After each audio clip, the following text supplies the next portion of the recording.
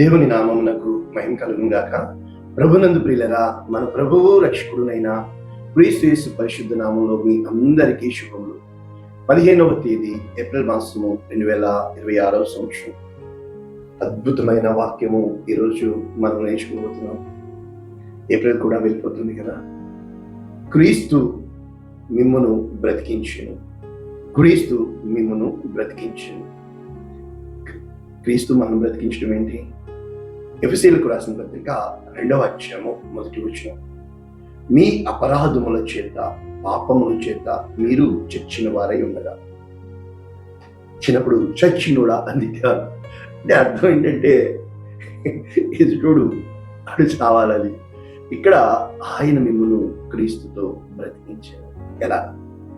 ఒక మాటలో ఒక వాక్యం నేర్చుకుంటే, 100 మందిని చంపేస్తే హీరో అవుతావు, కరెక్టే, వీరుడు అవుతావు, పుట్టేస్తావు. కానీ ఒక్కడిని బ్రతికిస్తే దేవుడు అవుతావు. ఎలాగా నేర్చుకుందామా? ఇంగ్లీష్లో అంటే యాక్చువల్గా అన్ని ట్రాన్స్లేషన్స్ అటు ఇటు రాశారు, కానీ న్యూ కింగ్ జేమ్స్ వెర్షన్ ఇలా రాయబడింది. హీ మేడ్ అలైవ్ అంటే and you he made alive అని రాయబడింది. అంటే ఇక్కడ మాత్రమే. మిగిలినవన్నీ ఏమని రాయబడి ఉన్నాయంటే యు బీయింగ్ డెడ్ అని మొదలు పెట్టారు, కానీ ఇక్కడ మాత్రము ఆయన మిమ్మును బ్రతికించాను. Who were dead in trespasses and sins. అయితే ఎందుకు మీరు చనిపోయారు? ఆ యొక్క అపరాధములు పాపముల వలన మీరు చనిపోయారు అని చెప్పబడుతుంది. అయితే ఇప్పుడు మొట్టమొదట మనం బ్రతికామా చనిపోయామా అని తెలిస్తే, నీవు బ్రతుకుచున్నావు అన్న పేరు ఉంది, కానీ నువ్వు మృతుడివే అని కోట్ చేస్తావు కాదు. ఇప్పుడు నాలో జీవం ఉందా లేకపోతే మరణం ఉందా? నాలో ఏముంది? మంచి ఉందా చెడు ఉందా? మరి తెలుసుకోవాలిగా. నాలో వెలుగుందా నాలో చీకటి ఉందా? ఎలా గ్రహించగలుగుతాము? ఇప్పుడు ఒక్క మాటలో ఇక్కడ ఏం చెప్పడానికి ఎఫెసీయులకు రాసిన పత్రికలో పౌలు ప్రయత్నం చేస్తున్నాడు. ముందు వెనక మనం చూస్తే ఇక్కడ చెప్పబడుతుంది, అవిధేయులన్న వారిని ప్రేరేపించు శక్తిని అనుసరించి ప్రపంచ ధర్మం చొప్పున నడుచుకుంటున్నారు. కాబట్టి శరీరము యొక్కయు మనస్సు యొక్కయు కోరికలను నెరవేర్చుకోవచ్చు. శరీరము యొక్క అనుసారము దురాశలను, కాబట్టి దైవ ఉగ్రతకు. ఎలాగా? అయితే దేవుడు కరుణా సంపన్నుడై ఉండి అపరాధముల చేత చచ్చిన వారై ఉండినప్పుడు సైతము మన ఎడల తన మహాప్రేమను క్రీస్తునందు వెల్లడి చేస్తూ కృప చేత రక్షిస్తున్నాడు. కాబట్టి ఎలాగా? క్రైస్తవులు అందరం చెప్పేస్తాం, ఏ తప్పు చేయలేదు, ఏ పాపము చేయలేదు, అంతా పక్కనే. ఈ మధ్య ఒక డైలాగ్ నాకు వచ్చింది, అందరికీ చెప్తున్నాను, మీకు చెప్తాను, వినండి. నాలో దేవుడు ఉంటాడు, ఎప్పుడు కూడా దేవుడే ఉంటాడు. నేను మంచుడు, నా పక్కలో ఎప్పుడు దైవమే ఉంటుంది. ఆడు చెడ్డోడు, ఫిక్స్ అయిపోయి. ఓకే, ఇప్పుడు ఈ పక్కలో ఉన్న చెడ్డోడు దెయ్యం నన్ను ఏదో మాట్లాడాడు. ఇప్పుడు నాలో దేవుడు ఉన్నాడు కదా. దేవుడు ఏం చెప్పాడు? ఆడు అన్నాడు, నువ్వు కాదుగా, ఉండు, కొత్తలాడద్దు, రావద్దు, ఇలా చెప్తాడానికి నన్ను ఎవరు.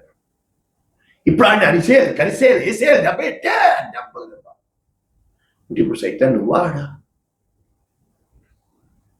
అంటే ఇదో దేవుడు ఉన్నాడు, ఉడికిస్తున్నాడు, ప్రేరేపిస్తున్నాడు, వాడు ప్రేరేపించబడుతున్నాడు. ఠండా ఉద్యోగం cool cool cool cool cool cool ఉండలేం కదా. This is what the world. ఇది లోక జ్ఞానం. ఎప్పుడైతే నీకు తెలిసి అని ఆడికి చెప్పేలా, నువ్వేం చేసావు తెలుసు. కమాన్ యార్, యువర్ చైల్డ్ ఆఫ్ గాడ్. దేవుడికి తెలియాలా, ఆడికి ఎందుకు తెలియాలా?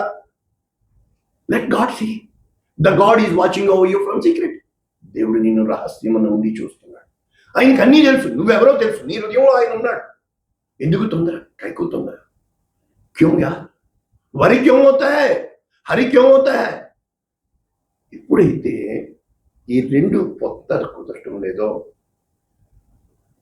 కత్తి పట్టేవాడు కత్తి చేత చనిపోతాడు, దెబ్బ కొట్టేవాడు దెబ్బ కొట్టించబడతాడు, తిట్లు తిట్టేవాడికి తిట్లే దొరుకుతాయి, దీవించేవాడికి దీవెనే దొరుకుతుంది. Universal truth. ఎప్పుడైతే మనం ప్రేమని కోరుతున్నాం కానీ కక్కెత్తా ఉంటాం. మీ ఊరో తెలుసా, మీ వైపోలు తెలుసా, నా వైపోలా. ఏ రోజునైతే మన జీవితాల్లో దేవుని యొక్క వాక్యము ఇక్కడ కొలసీలకు రాసిన పత్రిక 2వ అధ్యాయము 13వ వచనంలో ఏమంటుందంటే, అపరాధముల వలన శరీరమందు సున్నతి పొందకపోయటం వలన మీరు మృతులే. అంటే సున్నతి లేకపోతే మృతులైన కాదు. ఇక్కడ ఏం చెప్పడానికి ప్రయత్నం చేస్తున్నాడు పౌలు అని మనం చూసినప్పుడు 9వ వచనంలో దైవత్వం యొక్క సర్వ సంపూర్ణత క్రీస్తునందు శరీరముగా నివసించును. అంటే క్రీస్తే శరీరం. ఎలాగా? ఆది యందు వాక్యము నేను, వాక్యము దేవుని యొద్ద ఉండెను, ఆ వాక్యమే దేవుడై ఉండెను, సమస్తము దేవుని ఆయన మూలంగా కలిగి ఉన్నది ఆయనలో జీవము ఉండెను, ఆ జీవంలోకి వెలుగు, ఆ వెలుగు ప్రకాశం. అంటే నీలో వెలుగు. అందుకే చెప్పినప్పుడు పాతకాలంలో దీపం కొట్టు ఆరిపోతుంది, కొత్త కాలంలో డియం. టెక్నాలజీ మారింది, చూపించడం మారింది, కానీ మనిషి ఇంకా ప్రేమని కోరుకుంటున్నాడే. దేవుని దగ్గరికి వచ్చి చంటి పాపల అంటే నువ్వు చంటి పాప ఏమన్నా చిన్నప్పుడు బుజ్జిగా, ఇది పెద్దోడు కూడా బుజ్జోడే, కానీ మరి బుద్ధి అంటే మన జీవితాలు సంపూర్ణం. సమస్త ప్రధానులకు అధికారులకు శిరస్సై ఉన్నాడు క్రీస్తు ప్రభువు. అంటే క్రీస్తు సున్నతి యందు శరీర ఇచ్చలతో కూడిన స్వభావం విసర్జించి ఆయన యందు చేయబడిన సున్నతి. కాబట్టి మీరు ఆయన బాప్తిస్మమందు ఆయనతో కూడా పాతిపెట్టండి, ఆయనను మృతుల్లో నుండి దేవుని ప్రభావమందు విశ్వసించడం ద్వారా ఆయనతో బ్రతుకుతాం. ఎలా? ఇది ఎలా నేర్చుకోవచ్చు మనము? సింపుల్గా ఒక్క వాక్యం చదివి లోతైన భావాలకు వెళ్తే, రోమియోలకు రాసిన పత్రిక 6వ అధ్యాయము 6వ వచనం ఇలా ఉంది. పాపమునకు దాసులము కాకుండుటకు పాపము యొక్క శరీరము నిరర్ధకమగునట్లు మన ప్రాచీన స్వభావము సిలువ వేయబడినని ఎరిగి. కనుక పౌలు ఏమంటాడు? ఇకను జీవించువాడను నేను కాను, క్రీస్తే నా యందు జీవించున్నాడు, నేను క్రీస్తుతో కూడా సిలువ వేయబడి ఉన్నాను. అంటే సిలువ దేనికి సూచన? ప్రాచీన స్వభావము, నవీన స్వభావము. శరీరము మరణము చెందుట, ఆత్మ జీవం పొందుట. ఈ మరణ సంబంధమైంది భూస్థాపితము, లోక సంబంధము. ఆత్మ సంబంధమైంది పరలోకాన్ని, ప్రేమను ప్రకటించు. అంటే ఎప్పుడైతే నీవు ఈ ప్రేమని ప్రకటిస్తావో, చనిపోయిన వాడు పాప విముక్తుడని, అంటే ఇంక వాడు పాపం చేయడానికి అవకాశం లేదు, వాడు పాపం నుంచి విడుదల పొందాడు కదా, ఈ లోకములోంచి అతను వేరైపోయాడు. కనుక బ్రతుకుతున్న వారితో ఇంకా అతనికి ఎంత మాత్రము పాలు లేదు. కనుక మనము ఎప్పుడైతే పాపములో చనిపోయిన వారం అవుతామో, అంటే పాపములో జీవించుట అంటే ఏంటి కదా? అసలు పాపం అంటే ఏంటి? వ్యభిచారం చేయొద్దు, దొంగతనం చెయ్యొద్దు. సింపుల్. వద్దు అనేదే పాపం. అంటే వద్దు అంటే పాపం అయిపోద్దా? అవును. వద్దు అన్నది చేసావు కనుక నీకు శిక్ష, అది ధర్మశాస్త్రం. మరి ఇప్పుడు కృప ఏంటి? నీవు ఇలా చేసి పడిపోయావు కనుక నిన్ను అలా విడిచిపెట్టుట కాదు, చేపట్టుకొని లేవనెత్తి, ఇప్పటికైనా నా చెయ్యి విడిచిపెట్టకుండా నేను నిన్ను పట్టుకుంటాను. ఇంతకాలం నువ్వు నన్ను పట్టుకున్నావు, అవసరమైనప్పుడు వదిలేసావు, దూరాల్సిన చోటికి దూరేసావు, చేయాల్సినవి చేసేసావు. ఇప్పుడు నేను పట్టుకుంటాను, నేను నడిపిస్తాను. అర్థం ఏంటి? మనము క్రీస్తుతో కూడా చనిపోయిన మృతులలోంచి లేచిన క్రీస్తు చనిపోవాల్సిన పర్లేదు. ఎలాగా? ఇప్పుడు the moment you are dead అంటే అర్థం ఏంటంటే, లోకానికి నీవు ఎవడైనను నన్ను వెంబడింపగోరిని ఎడల తనని తాను ఉపేక్షించుకుని నా సిలువ ఎత్తు. అంటే లోకాన్ని బట్టి కాక, ఈ లోక ధర్మాన్ని, అదేంటండి ఈ లోకంలో ధర్మం లేదా, సంబంధాలు లేవా? ఉన్నాయి. కాదని ఎవరన్నారు? అధికారులను సన్మానించండి, లోక చట్టాలని గౌరవించండి, కాదని ఎవరన్నారు? అది కాదు నేను చెప్తుంది. It is not the life of secular but life of spiritual. ఈ లోక సంబంధమైన ఈ సంస్కారాన్ని నేను చెప్పట్లేదు, ఆత్మీయ సంబంధమైన ప్రేమ ఆప్యాయతల గురించి నేను చెప్తాను. ఎప్పుడైతే ఈ లోకంలో మంచోడువో, ఈ లోకంలోనే మంచితనము, అది లోకంలోనే వదిలేస్తావు. అయితే నీవు ఆత్మలో దేవుడు పరమాత్మ ఉంటాడో, అది నీ మంచితనం కాదు, దేవుని ప్రేమని ప్రజలకు ఇస్తావు. అప్పుడు ముట్టుకుంటే ఎదుటోడులో జీవం వెళ్తుంది, వాడిని హత్తుకుంటే దేవుని ప్రేమ వెళ్తుంది, వాడి రోగాలు పోతాయి, వాడి చీకటి శక్తులు గడగడలాడతాయి. అంటే దేవుడు శరీరధారిగా, కృపా సత్య సంపూర్ణుడిగా, ఆత్మని నీలోకి, అనగా క్రీస్తు ప్రభువుల వారి ఆత్మ మృతతుల్యమైన మన దేహములలోనికి వచ్చి కార్యము చేసిన ఎడల శరీరమునకు లోనైన మరణము నుండి ఆత్మ జీవింప చేసేదిగా, ఆత్మలో బ్రతికే వాళ్ళముగా, ఆత్మలో పునరుద్ధానము పొందేవారు. అంటే ఈ లోక మూల పాఠాలను కాకుండా ఏ రోజున అయితే దేవుని చిత్తములో, దేవుని ప్రేమలో బతకడానికి ఎదిగే కొద్దీ స్టేటస్ ఎంతమంది పెడతారో, కానీ ఎవరి కోసమో చెప్పడానికి ప్రయత్నం చేస్తారు. స్టాండర్డ్ నాలో ఉన్న principles, the principles you are following, the motives you are obeying. అంటే ఎలా ఉంటుందంటే, ఇప్పుడు ఒక్క మాటలో మీకు అర్థమవడానికి, ఇల్లు కట్టుకున్నాం దేనికి? ఉండడానికి. కరెక్టే. అద్దించుకోవడానికి కట్టేది బిజినెస్ అంటారు. ఓకే, 10 మందికి కట్టించి వాళ్ళు ఉండడానికి ఇచ్చేది దానము అంటారు. అయితే ఇప్పుడు ఒక్క మాట అడుగుతాను, ఇది నీ దేహం, ఇది నీ నివాసం, ఇందులో నువ్వు ఉండాలని ఇష్టపడుతున్నావు. పక్కడికి అదిగిచ్చేవనుకో, ఆడి మీద కోపం, ఆడి దగ్గర అద్దె తీసుకొని ఆడి మీద బతుకుతూ బానిసత్వం, 10 మంది పేదోళ్ళు ఉండేటట్టు. అయ్యో, ఇది ఎంత దారుణం అంటే, ఆ 10 మంది కోసం నువ్వు నీ స్వంతాన్ని వదిలేస్తావు, చచ్చినోళ్ళగా వాళ్ళ కోసం బతుకుతూ ఉంటావు. అదేంటండి క్రీస్తు ఇలా కాదు. మరి క్రీస్తు ఎలాగా?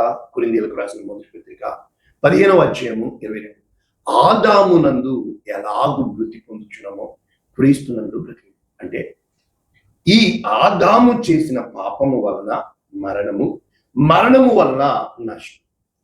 ఈ కడపటి ఆదాము విధేయత వలన జీవము, ఆ జీవము వలన పునరుద్ధానం. ఓకేనా?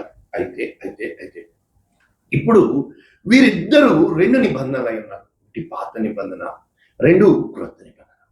పాత నిబంధన రాతి పలకల మీద, బండరాయి మీద, బండరాతి హృదయాల మీద. క్రొత్త నిబంధన మెత్తని హృదయం మీద, మాంసపు మీద, ఆత్మతో. ఇక్కడ సిరాతో, గంటముతో ఇలా చిక్కేది. ఇప్పుడు ఇది ఏం చూపిస్తుంది? దౌ షాల్ నాట్. అయితే ఇది ఏం చూపిస్తుంది? You can do all things, అన్ని నువ్వు చేయి. కానీ ఒకవేళ దీనిని చేయడం వల్ల జరిగే అనర్థాలని జ్ఞాపకం పెట్టుకుంటే, మాట అంటున్నాం, అది ఒక్కసారి నీ నోటంట బయటకు వచ్చేసాక ఆ మాట చేసే గాయాన్ని, నీవు తీర్పు తీరుస్తున్నావు ఎదుటివాడిని, నీవు వేలెత్తి చూపిస్తున్నావు ఎదుటివాడిని, నీవు ఇది అని నీ లోపల నుంచి ఒక జడ్జిమెంట్, అంటే దేవుని స్థానంలో నువ్వు ఉన్నావు. దౌ షాల్ నాట్ మర్డర్, నీవు హత్య చేయకూడదు అని ఎందుకన్నాడంటే, అతని యందు దేవుని గొప్ప ప్రణాళిక ఉంది. నీవు అతన్ని చంపేయడం వల్ల దేవుని స్థానంలో నీవేం చేస్తున్నావు అంటే దుష్టుడికి తావిస్తున్నావు. ఎప్పుడైతే అబద్ధం ఆడకూడదు, అర్థం ఏంటంటే ఇవన్నీ దేనికి చెప్పబడుతున్నాయి? నీలో ఉన్న దేవుడు. నిత్యంగా ఉదయం లేస్తే ఎన్ని అబద్ధాలు చెప్తున్నావంటే అది భయముతో కూడింది. ఎందుకులే ఎదుటోడికి, వీడికి ఎందుకు చెప్పాలా అని. బట్ ఆ బయటకు వచ్చేది ప్రజలు వింటున్నారు, దాన్ని బట్టి తీర్పు తీరుస్తారు. కానీ నీ లోపల జరిగే తపన అక్కడే ఉన్నాడు దేవుడు. అంటే అర్థం ఏంటంటే, వ్యభిచారం బయటికి చేసేది నువ్వు మనసు పారేసుకున్నావు, అక్కడే ఉన్నాడు దేవుడు. అంటే ఈ లోపల ఉన్న నీ దేవుణ్ణి బయట గెలవాలి అంటే ఈ మైండ్, ఈ హార్ట్ 2 ఒకటి అయినప్పుడు, ఈ మైండ్ ఎప్పుడు అటువైపు వెళ్తుంది, ఈ హార్ట్ ఎప్పుడు ఇక్కడే ఉంటుంది. ఎప్పుడైతే ఈ మైండ్ కూడా హార్ట్లోకి వస్తుందో, ఇవి 2 పెనవేసుకుంటాయో, కప్లింగ్ అవుతాయో, దేన్ని తీయాలన్నా ఇంకొకటి విరిగిపోతుంది. అటువంటి బంధము ఆత్మ బంధము అంటారు. అంటే ప్రాణము ఆత్మ కలిసి ఐక్యం అవుతున్నప్పుడు ఆత్మ విడుదల పొందుతుంది, నీలో జీవం బయటికి వస్తుంది. ఈ శరీరము లోకంలో అందాన్ని చూపించుకోవడానికి, హృదయాన్ని పరలోకంలో దేవుని ఎదుట మహిమ పొందడానికి. కనుక ఈ లోకంలో అందమైన వాళ్ళందరూ మనుషులు చూడడానికి, కానీ హృదయ అందము వారితో ప్రేమగా ఉండడానికి. అబ్బా, వీళ్ళతో ఉంటే ఎంత ప్రశాంతంగా ఉంది, ఈ లోకంలో లేనిది ప్రశాంతత, ఈ లోకంలో లేనిది నెమ్మది, ఈ లోకంలో దొరకనిది ప్రేమ, అన్నీ దొరుకుతాయి మిగిలినవి. ఎప్పుడైతే అవి దేవుని యొద్ద మాత్రమే, వీటన్నిటినీ ప్లస్ ఈజ్ ఈక్వల్ టు ఆశీర్వాదం, యెహోవా ఆశీర్వాదం ఐశ్వర్యం ఇస్తుంది. ఇది వాక్యం. ప్రార్థన చేస్తుంది. పరిశుద్ధుడా, ప్రేమ విత్తబడిన ఈ వాక్యంలో క్రీస్తు యేసు ప్రభువా, నీవు పరిశుద్ధాత్మ వలన జన్మించి పరిశుద్ధాత్మకు మమ్మల్ని పిలిచి పరిశుద్ధాత్మను కుమ్మరించి నీ ఆలయములుగా మమ్మల్ని చేసుకున్నాం. అందుని బట్టి నీకు స్తోత్రాలు. విత్తబడిన ఈ వాక్యము అనేక మందికి ఆశీర్వాదంగా, నీ యందు జీవము కలిగిన వారిగా యేసునామమున దీవిస్తున్నాము తండ్రి. ఆమేన్. God bless you all. దేవుడు మిమ్మల్ని దీవించును. ఆమేన్.